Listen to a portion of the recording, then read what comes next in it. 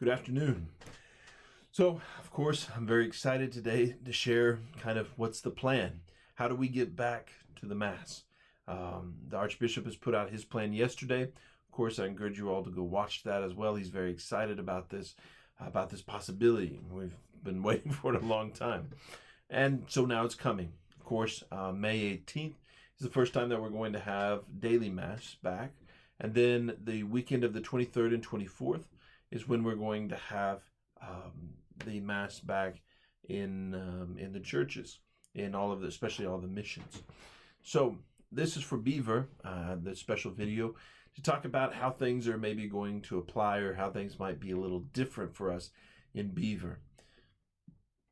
So first and foremost, Beaver is kind of one of the best setups to deal with this new integration. In fact, it's about the most, we're going to say, kind of vanilla, meaning the most direct and unadulterated form of what the Archbishop has set forth.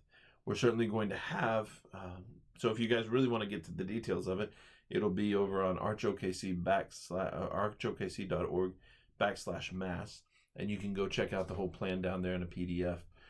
But, basically it's going to be this, that we're going to close off every other row, leaving distance, and then we're going to have to kind of separate to leave 6 feet between each family unit. So now we might have to open up those accordion doors back there and put some seats at the table so that we can then kind of again keep some separation back there. But generally, that's all we have to do. It's kind of one of the easiest, most straightforward places. If you watch the other videos, we've got different changes at different places. Even, doing radio stations and all sorts of things.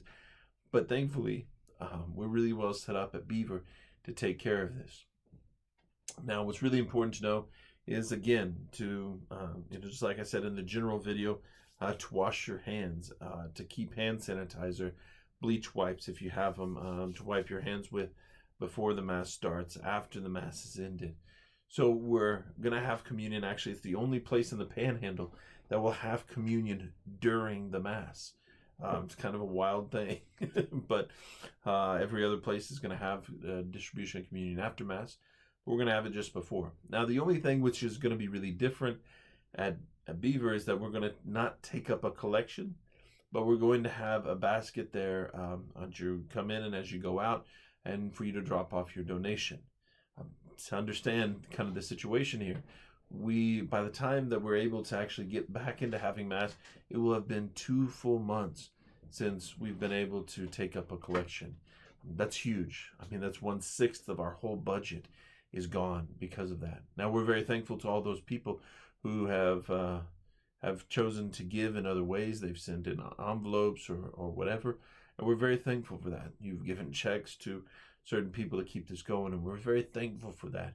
But still, we're coming up short.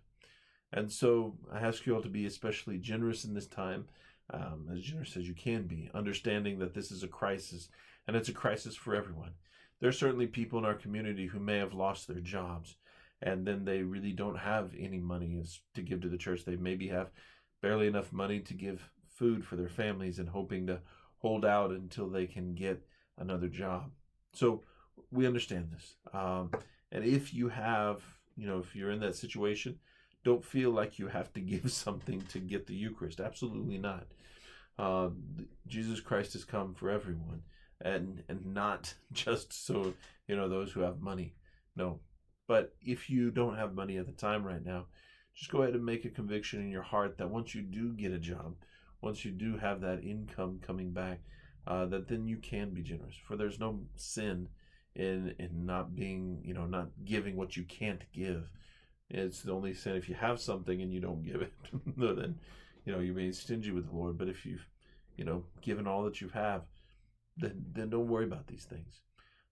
Just make your conviction that in the future, when you come into the blessings of wealth, money, that you be generous with the church. So, other than that, there's very little that we have to kind of worry about. Try not to touch a lot of things. We'll have to remove the hymnals, of course. So we'll really kind of be singing just songs that we kind of know for the time being. But everything is really going to work pretty well. Now, the one thing, and I told the priest this, and I said, yeah, I hate to complain about it because it's a wonderful thing to complain about. Beaver is so darn groupy after Mass. You all are wonderful. You just want to get close to each other. You want to talk to each other. You want to catch up. And that's going to be super strong now since you may not have seen each other for 2 months. You want to see how things are going, what's been happening, and you want to converse, and that's fine. But do so safely.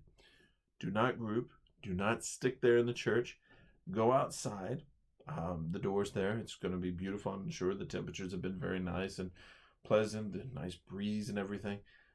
Pull up your mask. Wear your masks as normal. And stay about 6 feet apart. But then, yes, of course, catch up. My goodness, have a good time with it. But don't stand there in the entryway and group up and block up. We're gonna have to say some words there.